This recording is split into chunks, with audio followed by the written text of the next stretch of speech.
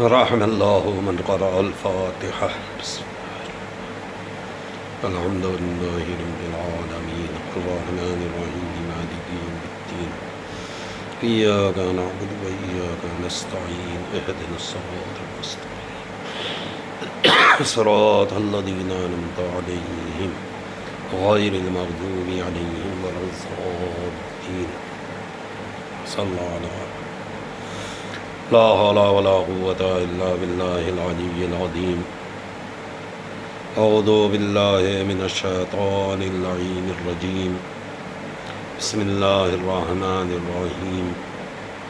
الحمد لله الذي خلقنا في أمته الذي فاز رتبته إلى كعب قوسين وأكرمنا بولاية وسيعه الذي ردت له الشمس مرتين وشرفنا بحب الزهراء أم السبتين التي فضلت على نساء العالمين وجعلنا من الباكين على مصاب الحسن والحسين وتسعة من ذرية الحسين الذين من بكى على مصابهم رجها حسناته أعمال الثقلين وهم أئمة المشرقين وهداة المغربين صلوات الله عليهم ما دامت روح النيرين.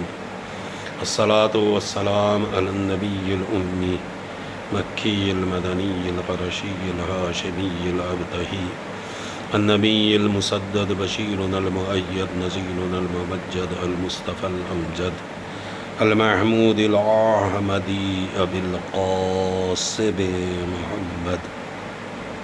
اللهم صل على محمد وآل محمد وعلى أهل بيته الطيبين الطاهرين المعصومين المظلومين ولعنة الله على أعدائهم أجمعين من الآن إلى قيام يوم الدين.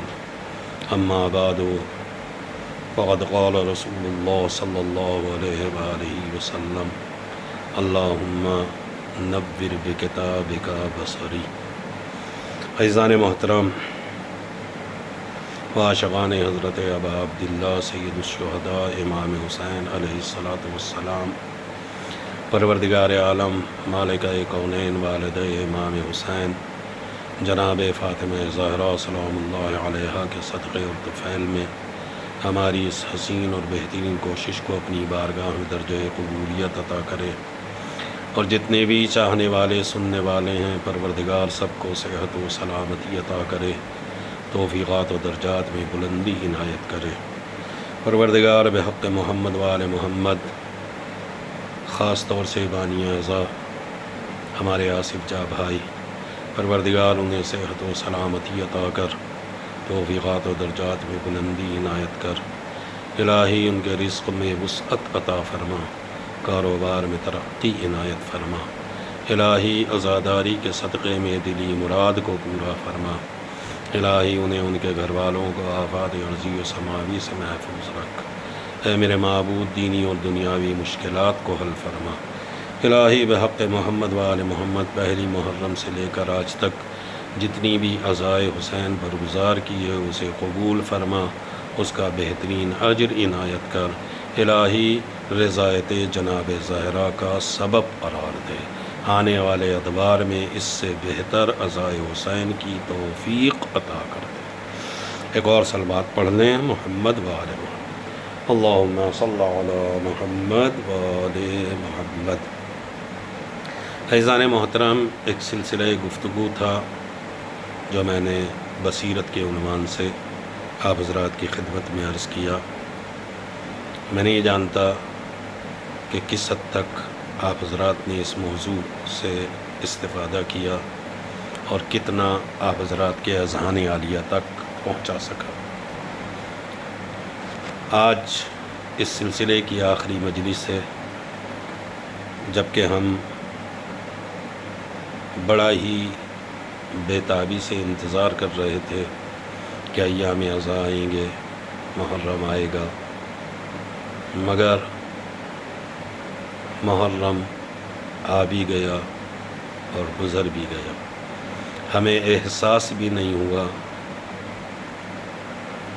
ہم نے دل کھول کر عزاداری کی بھی نہیں کہ آج ایام ازا کہ یہ چہلم کی مجلس ہے جو اسی بصیرت کے عنوان سے آپ کی خدمت میں حاضر ہے۔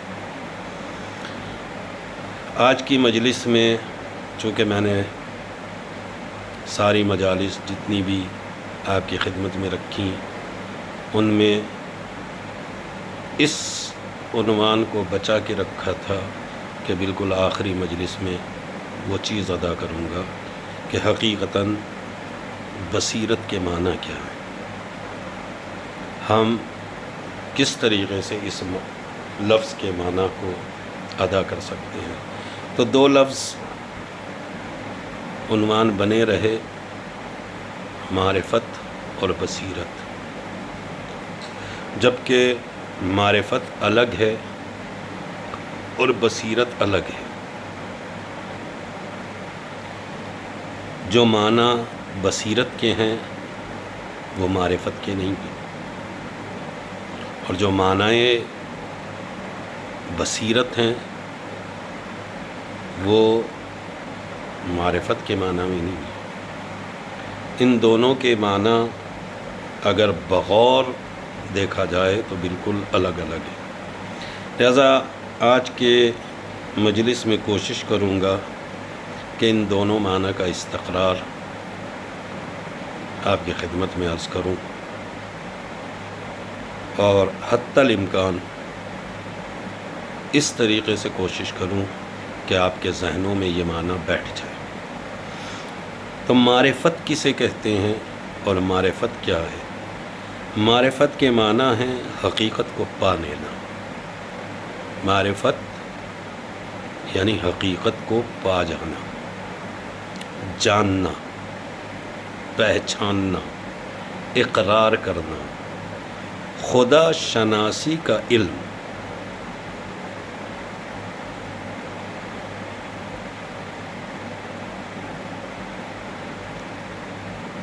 کہا معرفت ملی کہ حقیقت بدل گئی۔ کیا معرفت ملی کہ حقیقت بدل گئی؟ تو معرفت حقیقت میں خدا شناسی کا علم ہے، یعنی جب انسان معرفت کے راستے پہ چلتا ہے تو الوہیت کو پاتا ہے، خدا تک جاتا ہے، خدا کو پہچانتا ہے، خدا کی معرفت حاصل کرتا ہے۔ اسی لیے یہ مصرع ہے کہ کیا معرفت ملی کہ حقیقت بدل گئی۔ جب انسان کو معرفت حاصل ہو جاتی ہے تو وہ دنیا سے بیزار ہو جاتا ہے، پھر اسے دنیا داری، دنیا سے کوئی مطلب نہیں رہتا، نہ اس کی رنگینیاں، نہ اس کی رعنائیاں، نہ اس کی یہ ساری کی ساری جو خوش نمائی موجود ہے، انسان پھر اس سے الگ ہٹ جاتا ہے۔ میں بطور تصدیق مولائے کائنات علی ابن ابی طالب علیہ السلام کا وہ فرمان آپ کی خدمت میں رکھ دیتا ہوں جسے آپ بہت اچھی طریقے سے جانتے ہیں۔ تو معرفت خدا علم شناسی، کیا کہتے ہیں، خدا شناسی کا علم ہے۔ تو مولا علی کا فرمان ہے من عرفا نفس فقد عرفا ربہ، یعنی کیا مطلب ہے؟ جس نے اپنے نفس کو پہچانا فقد عرف ربہ، اس نے اپنے رب کو پہچان لیا۔ لہذا اسی بنیاد پہ یہ جو معرفت نفس ہے، یعنی آدمی یہ سمجھے، بلکہ اسے سمجھنا چاہیے کہ میں دنیا میں ایک مہمان کی طرح ہوں، یہاں جو دنیا میں آیا ہوں میں ایک مہمان کی طرح آیا ہوں۔ یہاں کے کارخانے میں کسی حد تک مجھے اختیار ہے، میں کچھ تصرفات کا حق رکھتا ہوں، لیکن بس وہ کچھ ہی ہیں، کامل اختیارات نہیں ہیں، مکمل تصرف انسان کے لیے نہیں۔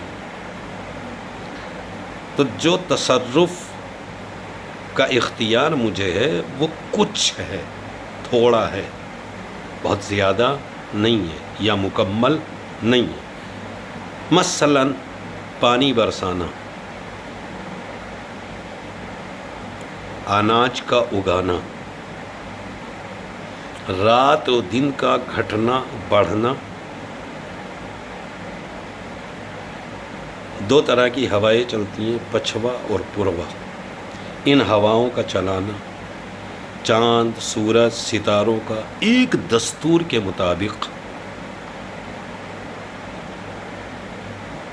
آسمان پر آنا اور پھر چھپ جانا، یہ ایسی چیزیں ہیں جو میرے اختیار سے باہر ہیں، یہ ان کے اوپر ہمارا اختیار نہیں۔ اسی طرح بہت سارے واقعات ہوتے ہیں، بلکہ ہوتے ہی رہیں گے، جن میں ہمارا کوئی دخل نہیں ہے۔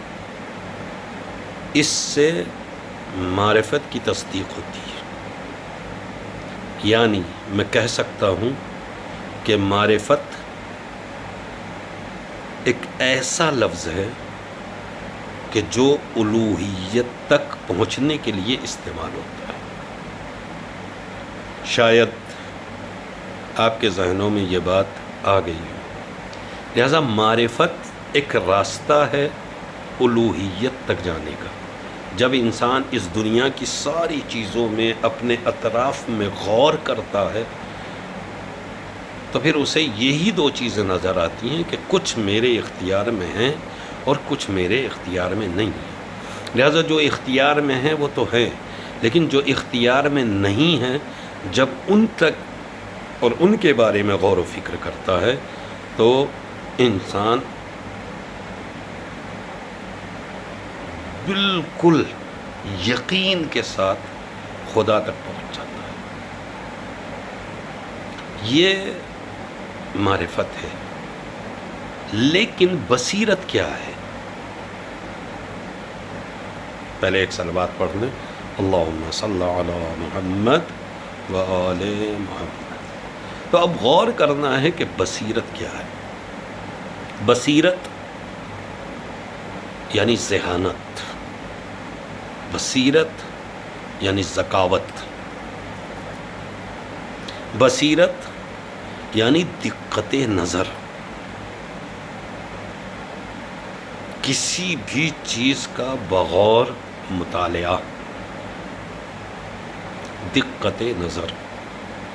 بصیرت یعنی شعور، بصیرت یعنی حقیقت میں احساس، بصیرت یعنی دیکھنا،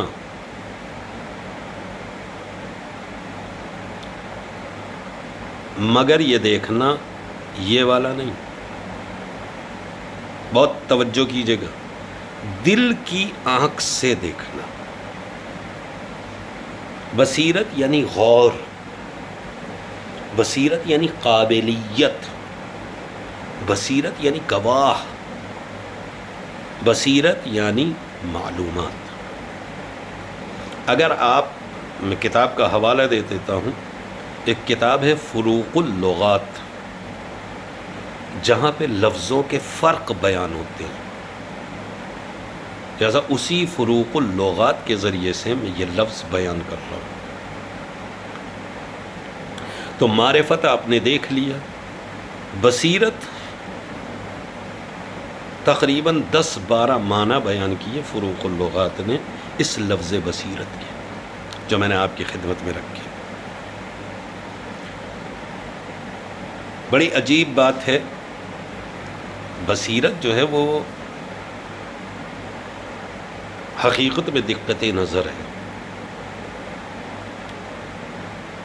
صبح سعادت نور ارادت، تن بے ریاضت دل بے تمنا،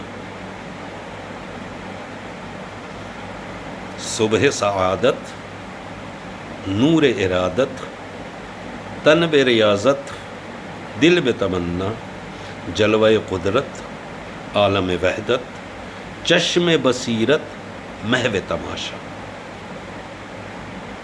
توجہ کیا آپ نے؟ یہ جتنا بھی کاروبار دنیا ہمیں نظر آ رہا ہے، اس کو جب انسان دقت سے دیکھے،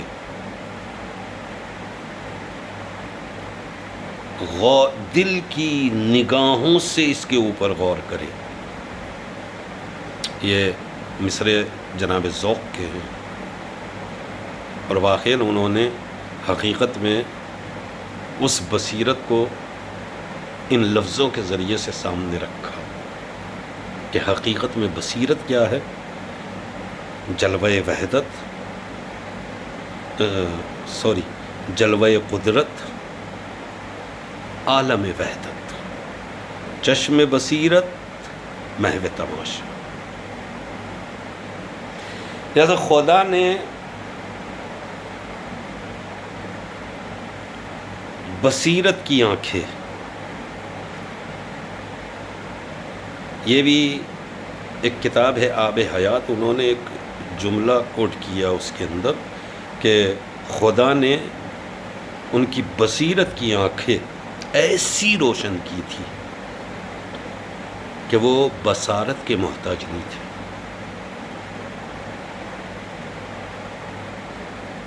یعنی اس کا مطلب یہ ہے کہ اگر انسان کی ظاہری آنکھیں نہ بھی ہوں، تب بھی پروردگار ایسی روشنی دل کو عطا کر دیتا ہے۔ جیسا کہ آپ نے اس دنیا کے اندر بہت سارے اس طریقے کے مناظر خود بھی ملاحظہ کیے ہوں گے۔ یقیناً چونکہ آج کا دور تو بڑا فاسٹ دور ہے، اور ہر چیز آپ کو جو ہے کسی نہ کسی طریقے سے آپ کو نظر آ ہی جا رہی ہے، لہذا یہ بصیرت ان آنکھوں کی ضرورت نہیں رکھتی۔ بہت توجہ کریں گے میرے عزیزوں، میں بس بہت جلدی آپ کی خدمت کے اندر وہ بات پہنچا دینا چاہتا ہوں۔ چونکہ ایام عزا سے ابھی آپ گزر رہے ہیں، اور آپ نے پہلی محرم سے لے کر آج تک یعنی تقریباً 50 دن ہو گئے۔ عشرے کے بعد سے آج 40ویں کی مجلس ہے، 40 دن یہ اور 10 دن پہلی محرم سے عشرے تک، تقریباً 50 دن آپ واقعہ کربلا کو سن رہے ہیں۔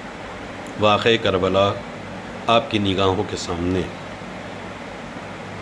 لیکن کبھی آپ نے غور کیا، کبھی آپ نے توجہ کی کہ وہ کربلا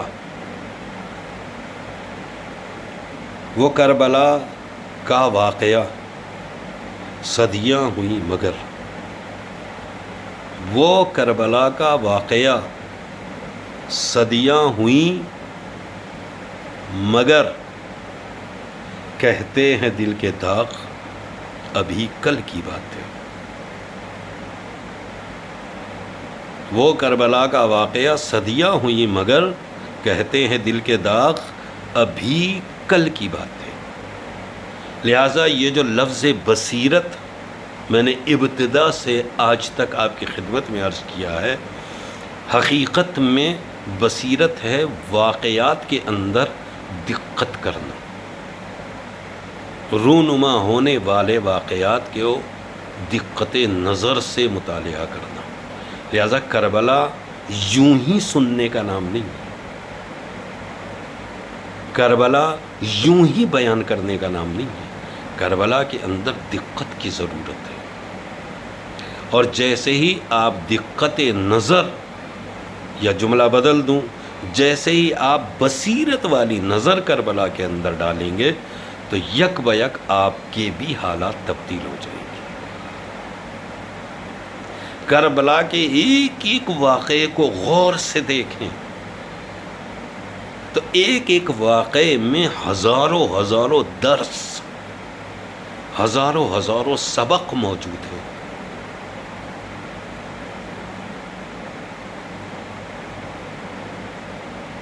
بہت ہی معروف ہے، میں بس استقرار کے لیے بات ادا کر دے رہا ہوں۔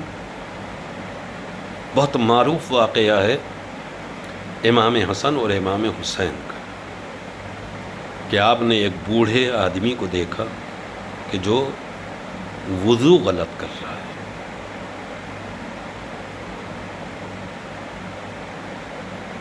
لہٰذا اگر چاہتے تو ایسے ہی بول دیتے کہ بھائی آپ اتنے بوڑھے ہو گئے، آپ کو ابھی تک تمیز نہیں ہے کہ وضو کیسے کیا جاتا، مگر نہیں۔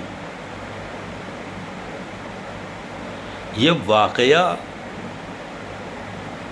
عجیب انداز رکھتا ہے، لہذا فوری طور پہ اس بوڑھے سے کیا کہا، ہم دونوں وضو کرتے ہیں، آپ بتائیے کس کا وضو صحیح ہے۔ اور دونوں شاہزادوں نے وضو شروع کیا۔ آخر کار بوڑھے نے آخر میں اقرار کر دیا کہ نہیں، وضو آپ کا صحیح ہے، میرا غلط تھا۔ تو کیا یہ صرف ایک واقعہ ہے ایسے ہی دوہرا دینے کے لیے؟ دقت نظر یہی چاہیے، اس کے اندر بہت سارے پہلو ہیں کہ اگر آپ غور کریں گے تو آپ کو نظر آئیں گے۔ سب سے پہلا پہلو، سب سے پہلی بات، امام حسن اور امام حسین کا یہ کہنا کہ ہم دونوں وضو کرتے ہیں، آپ بتائیے یہ گھر کی تربیت، گھر کا ماحول، کہ ہمارے گھر کے اندر کے حالات کیا ہیں، کس ادب کے درجے کے اوپر فائز ہیں، کیا عظیم مراتب ہمارے گھر کے اندر پائے جاتے ہیں۔ اسی واقعے کے اندر یہ پہلو موجود ہے۔ اس کے بعد دونوں بچوں کا عجیب ادب ہے کہ بزرگ کی بزرگی بھی برقرار رہے اور ہمارا بچپنا بھی برقرار رہے، اور بات کو صحیح حد تک پہنچا دیا بھی۔ یہ بھی پہلو یہی موجود ہے۔ دین بھی پہنچایا، غلطی کو صحیح بھی کیا، اور مقابل کو ناراض بھی نہیں ہونے دیا۔ یہ بھی پہلو اسی کے اندر موجود ہے۔ جیسا یہ چھوٹا سا واقعہ نہیں ہے، چونکہ انسان کبھی کبھی ہوتا ہے یوں ہی دوہرا کے، یہ ساری چیزیں دہرانے کی نہیں ہے، اس سمجھنے کی ہے۔ جیسا بصیرت یعنی دقت نظر۔ اس کے بعد بزرگ ان دونوں کی صلاحیت کا قائل بھی ہو گیا۔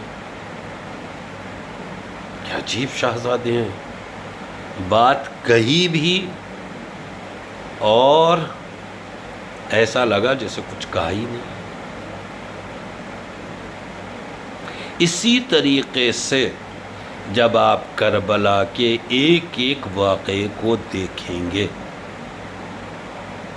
تو پھر اس کے اندر بہت سارے پہلو آپ کے ذہن کے اندر آئیں گے، اور آپ کے ذہن کو خود بخود تاریکیوں سے نکال کر روشنی میں ڈالتے چلے جائیں۔ میرے عزیزوں، توجہ کریں گے، بہت غور کریں گے۔ کیوں؟ اس لیے کہ حسین ایک نام نہیں ہے، حسین ایک ذات نہیں ہے، بلکہ نبی کا فرمان ان الحسین مصباح الہدی، مصباح الہدی، مصباح چراغ. آپ نے دیکھا ہے، دیکھو زیادہ شاید سمجھانا نہیں پڑے گا کہ اگر ایک بالکل اندھیرے کمرے کے اندر جہاں کچھ نہ دکھائی دیتا ہو، ہر طرف تاریکی ہی تاریکی ہو، اور اس کے اندر ایک چھوٹا سا چراغ جلا دیا جائے، تو یہ سارے اس کمرے کی چیزوں کو نمایاں کر دیتا ہے. کون چیز کہاں ہے اس چراغ کے ذریعے سے دکھائی دے گی، کس طریقے سے رکھی ہوئی ہے یہ چراغ بتائے گا. جیسے ہی یہ روشنی آئے گی آپ کے ذہن کے اندر ہر چیز کی جیسی موقعیت ہے وہ سامنے آ جائے گی. جیسا ان الحسین مصباح الہدی، حسین چراغ ہدایت ہے. یہی ہے جو انسان کے ذہنوں کو روشن کرے گا. وَالسَّفِینَةُ النَّجَاةُ، اور یہی سفینہ نجات ہے. بس میں ایک چھوٹی سی بات آپ کی خدمت میں عرض کر کے اس سے زیادہ عرض نہیں کروں گا. حالانکہ آج کے دور میں بہت سارے لوگ عجیب طریقے کے سوال کرتے ہیں، بس ایک چھوٹی سی بات آپ ذرا کی خدمت تک پہنچا دیں کہ بڑا عجیب ہے کہ اصحاب افضل ہیں یا نہیں. بھائی امام سے آگے تو کوئی نہیں ہے، اور یہ سوال شاید ہم سے نہ کیا جائے تو بہتر ہے. ہم خود جائیے اور خود جانے کے بعد اصحاب کی زندگی کا مطالعہ کیجیے تو آپ کی سمجھ میں آ جائے گا کہ اصحاب کا مرتبہ کیا ہے اور امام کس مرتبے پہ فائز ہے. امام کا مرتبہ بالکل الگ ہے. بس ایک چھوٹی سی روایت، اور وہ بھی ایسی شخصیت سے کہ جس کو ساری امت مسلمہ سب سے زیادہ تسلیم کرتی ہے، یا یوں کہوں کہ جتنا بھی دین ہے وہ سارا کا سارا دین اسی اسی کی روایت کے ذریعے سے لیا گیا ہے، یعنی ابو ہریرہ. یقیناً امت مسلمہ کے پاس جتنا بھی دین ہے وہ انہی کی روایتوں کے ذریعے سے ہے.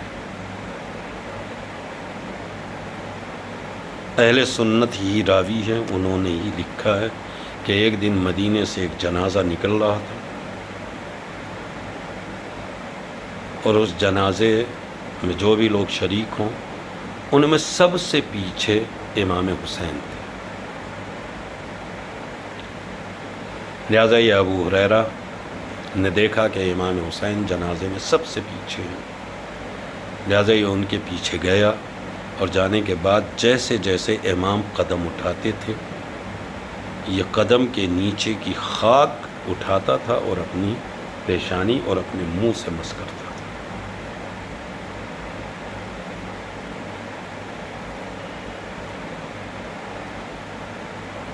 اب آپ کی سمجھ میں آ گیا ہو جس سے دین کی اکثریت مسلمانوں نے لی ہے اس کا عالم کیا ہے.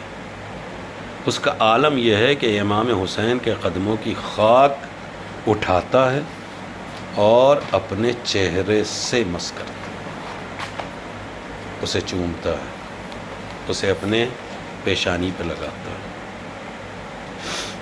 یاخذ التراب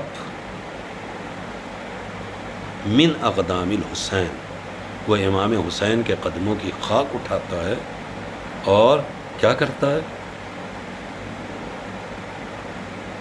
فَيَمْسَحَهُ عَلَى وَجْهِهِ، پھر وہ اس سے اپنے چہرے کا مسح کرتا ہے، یعنی تبرکاً اس خاک کو اٹھاتا ہے اور اپنے چہرے پہ لگاتا ہے. یہاں سے کچھ بھی جواب دینے کی ضرورت نہیں ہے، صاف صاف واضح ہے کہ جن کے قدموں کی خاک اصحاب اپنے چہروں پہ لگاتے ہوں ان کا مقابلہ کیسے کیا جا سکتا ہے؟ بس میرے عزیزوں،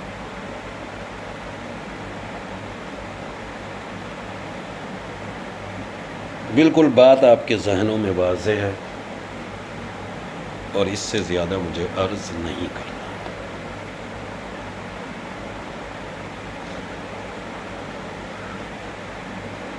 دیکھتے ہی دیکھتے چہلم آ گیا،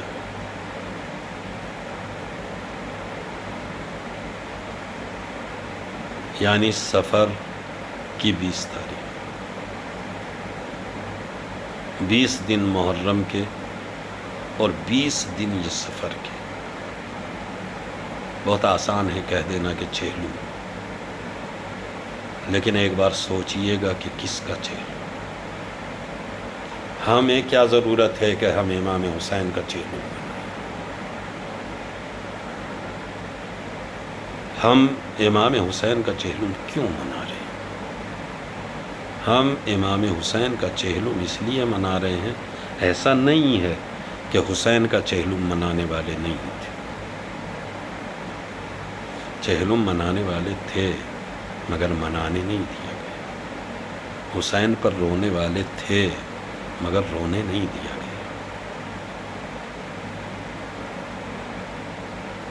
میں بس ایک طرف آپ کی توجہ لے جانا چاہتا ہوں، غور کیجیے گا۔ 40 دن ہو گئے، یہ کہہ دینا بہت آسان ہے، مگر ذرا سا غور کیجیے گا کہ 40 دن ہو گئے سید سجاد قید میں، 40 دن ہو گئے زینب قید میں، 40 دن ہو گئے ام کلثوم اور رباب قید میں، 40 دن گزر گئے، ایک 3 سال کی بچی نے اپنے بابا سے ملاقات نہیں کی۔ وہ بچی جو باپ کے بغیر سوتی ہی نہیں تھی، جسے نیند ہی باپ کے سینے پہ آتی تھی، آج 40 دن ہو گئے وہ بغیر باپ کے زندان میں۔ بچوں کی کیفیت ہوتی ہے،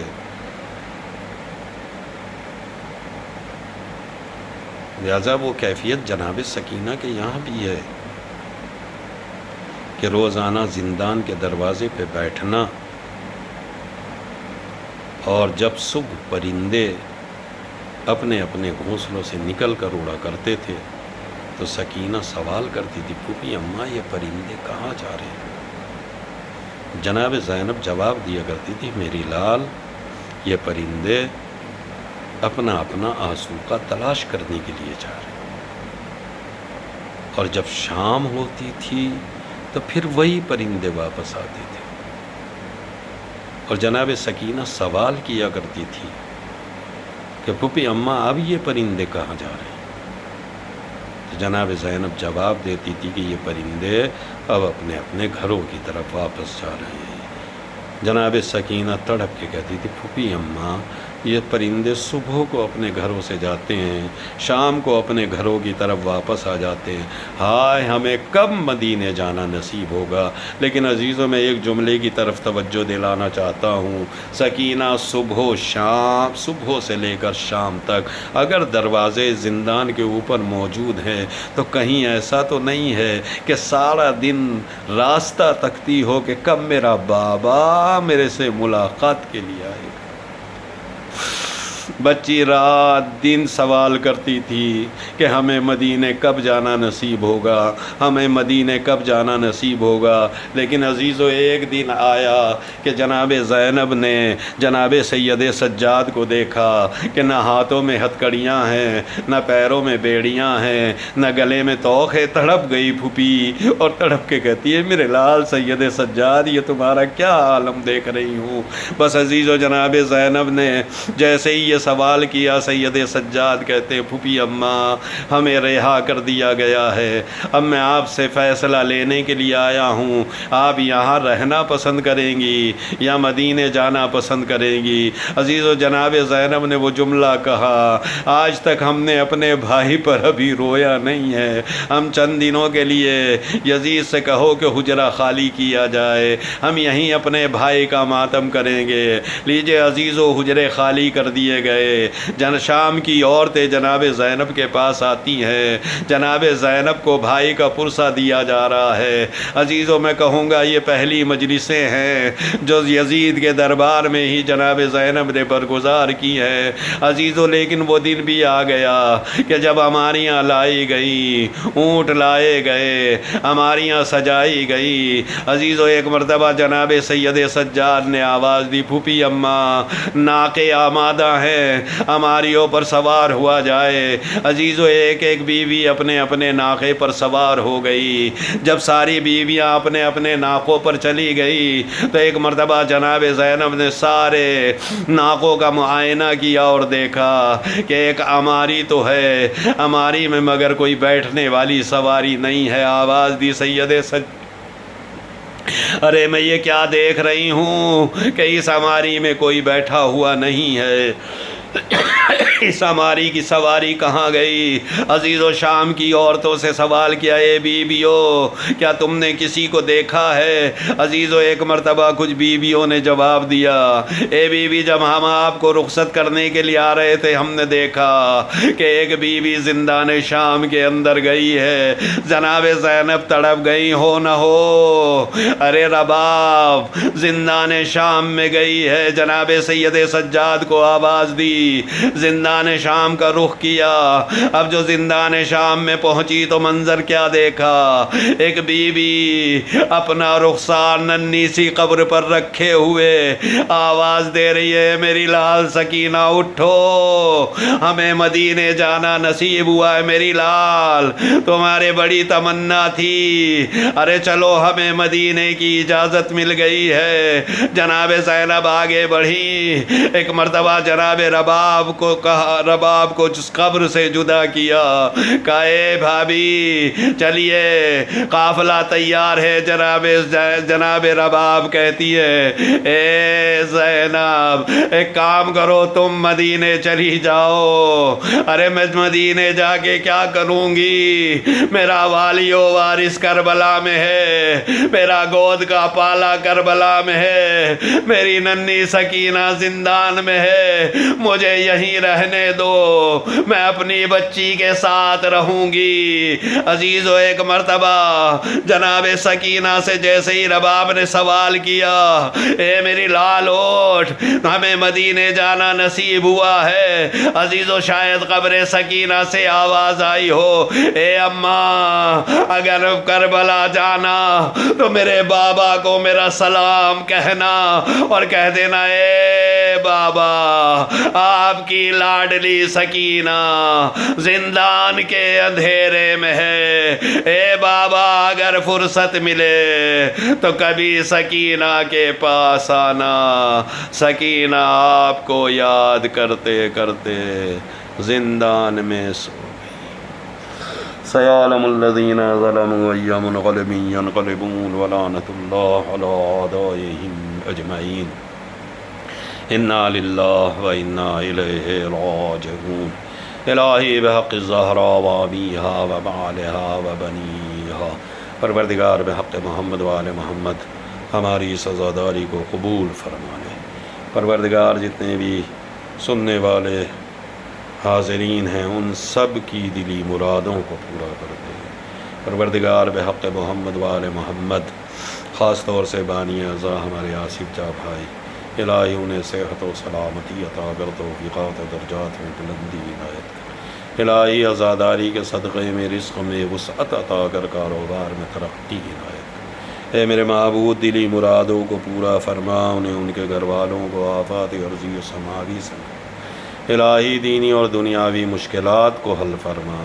پروردگار اس عزاداری کو رضایت جناب زہرا کا سبب قرار دے، اس کا بہترین اجر عطا کر، الہی اس سے بہتر عزاداری کی توفیق عنایت کر، امام کے ظہور میں تعجیل فرما، ہمیں ان کے ناصرین میں شمار فرما۔